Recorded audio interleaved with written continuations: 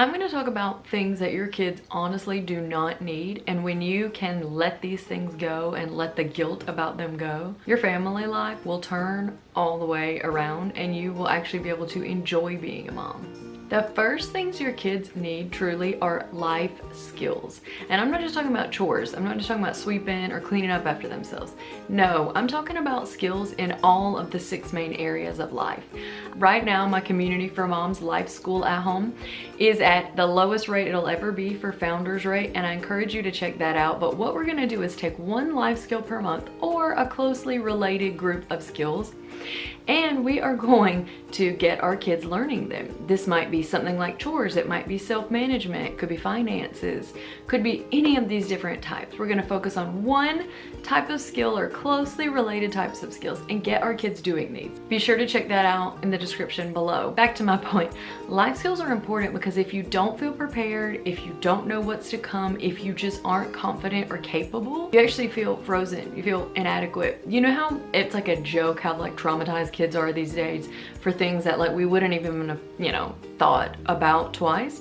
Well, the less you're prepared for things, the more you react and take on like a traumatic response, so to speak. Something that I might be able to do and be like, oh, okay, I guess I couldn't do that. If you just always feel incapable, these types of things, they aren't just little mistakes. They're like proof you're a failure. Or they're like, see, I can't ever do anything. Something that our kids don't need is overscheduled lives. It might be you have friends, or it's like the kids are just like up at super early, they're at school all day, then in the afternoon they got sports all afternoon, then they're like falling asleep and they're getting home way after dark, and then who had time for the homework, and they're going to bed late because they're at piano and they're at soccer and they're at ball and they're at singing and they're at Mandarin and they're at all of these lessons. Like, your kids don't need this. They legit do not need these things. They don't need to be out 20 hours a week playing a random sport that's not even a life sport.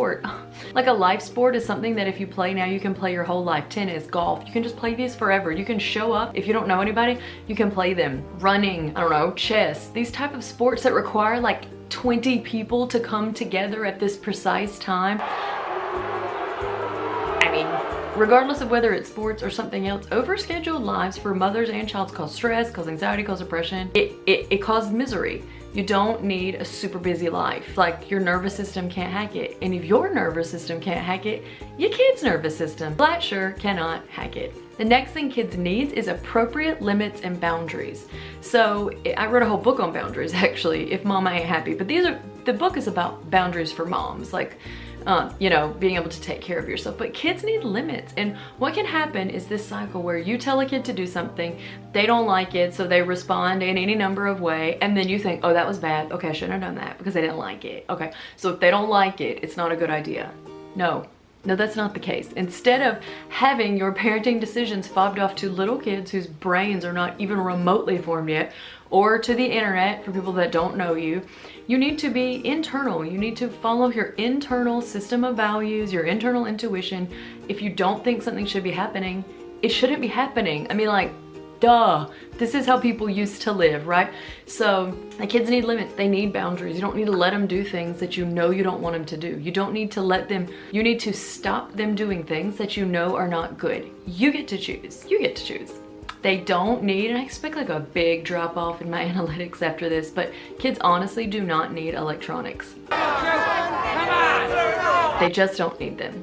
So go to Defend Young Minds, Protect Young Eyes. There's a slew of organizations and ministries, you know, groups, activist groups coming online now telling parents how bad screens are. Like, there's legit no benefits. The only benefit of screens is that it gives you a minute of peace. That's a legit benefit to you.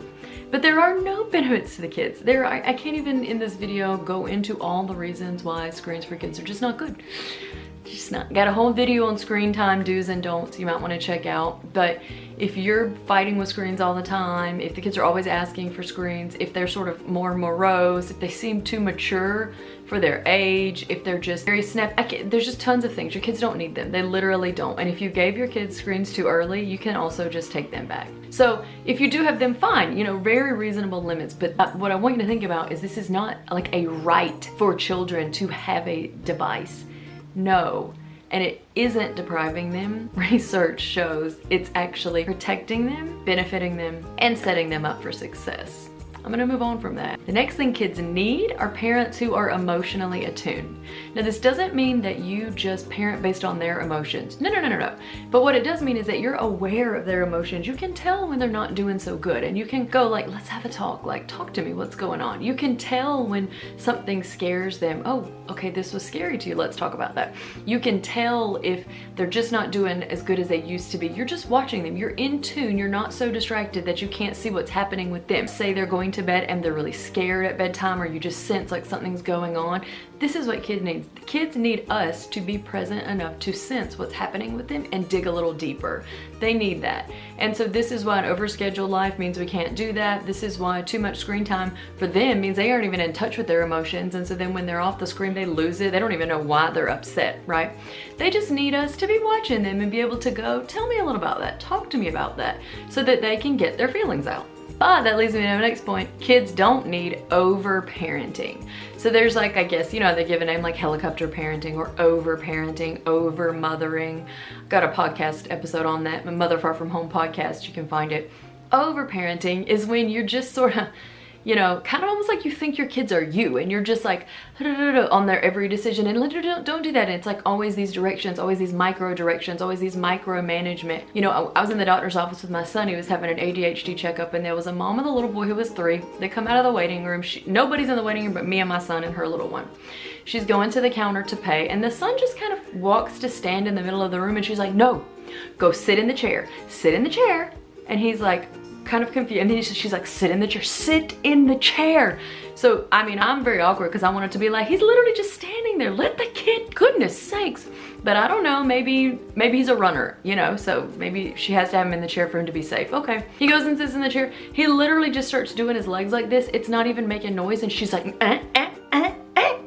and I'm like, for goodness sake, this child is harassed. This is what I'm talking about. This is like over-parenting. If your child just goes and stands in the middle of a waiting room, who cares? And the next thing kids need is to feel failure and to feel frustration. So I saw some quote the other day, and it was like, the source of all maladaptive coping mechanisms or unhealthy lives or addiction is when we run from feelings of pain, when we avoid feeling bad or frustrated. But the truth is, feeling bad and frustrated is part of human existence.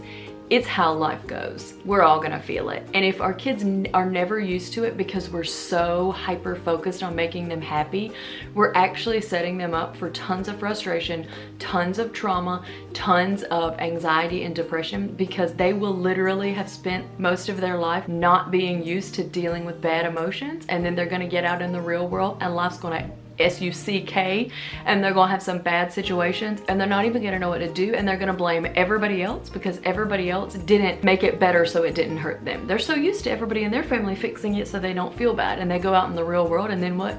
They feel like they're entitled to a problem-free life.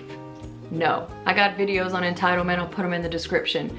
No. The next thing they don't need, kids don't need, is guilt-ridden mothers. Let me tell you, guilt has got to go. Now, guilt is a God-given mechanism. If we do something wrong, if we do something that goes against our values, if we sort of act badly, we will feel guilty, unless we're like, I don't know, a sociopath. We're gonna feel guilty, but the issue with modern moms is that it's not that we feel guilty over doing bad things. It's that we're always feeling guilty even though we didn't do anything wrong. Like, there's nothing morally wrong we even did. It's like we literally didn't do anything wrong. And then we're like, oh, I was like playing with him for 35 minutes, but I really probably should have been an hour because now I've been over here cleaning for 2 hours and no, stop it. Stop feeling guilty. It's okay to, with love, discipline behaviors. We can't feel guilty about this. And I have a whole video on if parenting gurus are crushing our intuition, and the answer, spoiler alert, is I think that they really are.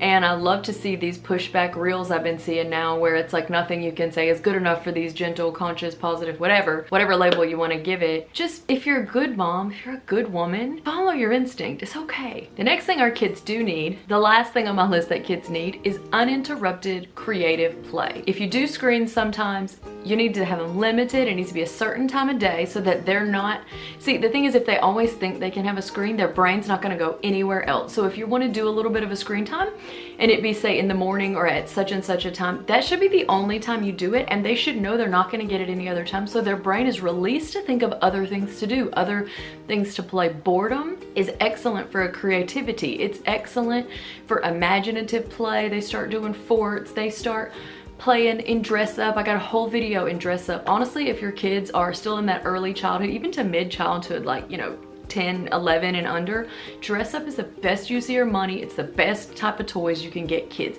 It is endless and they love it. We just had a New Year's Eve party. There was 10 kids, 2 families dressed up. They dressed up tons. They love it. Everyone loves it. So kids need this. They need this time to play. Play is how they learn. So if in doubt, and it's okay if they get bored, it's okay if they complain a little, it's okay if they don't love it. And actually, if they don't love it and then you stop it, they never dive in. It's like if you put your feet, you know, the water's like a crisp kind of temperature, and you put your feet in and you're like, oh, it's so cold, I can't do it. But if you just would have jumped in and got over it, you would have had like an hour of play. This is the same type of thing. So don't give it up too soon, because they're coming to you with emotions when you know that it's going to be good for them. The last thing that kids do not need is tons of stuff. They don't need tons of stuff. I have a video that I made on habits of minimalist moms. I'll put in the description, but you don't have to be a minimalist to take this on board. They don't need lots of stuff. Actually, you can be spoiled for choice. You know, these menus that just have tons and tons of stuff, you don't even know what to decide. It doesn't add to the experience of life to have more and more. It's not any better to have more and more than it is to have just enough. And as everyone has learned, age-old time, kids can take a box and play for hours over some, you know, electronic plastic toy that you bought that they're bored of. They don't need a lot of stuff. And in fact, they need experiences. They need fun time with parents. They need to rest. They need to read books. You know, they don't need a lot of stuff. So if you feel like your house is overrun with clutter and you don't like it, now's the time to say, okay, we're gonna get rid of some stuff. They really don't need it. If you come this far and I've got you thinking, then make sure and check out my next video on things that we didn't even think of that accidentally we do that can cause entitlement.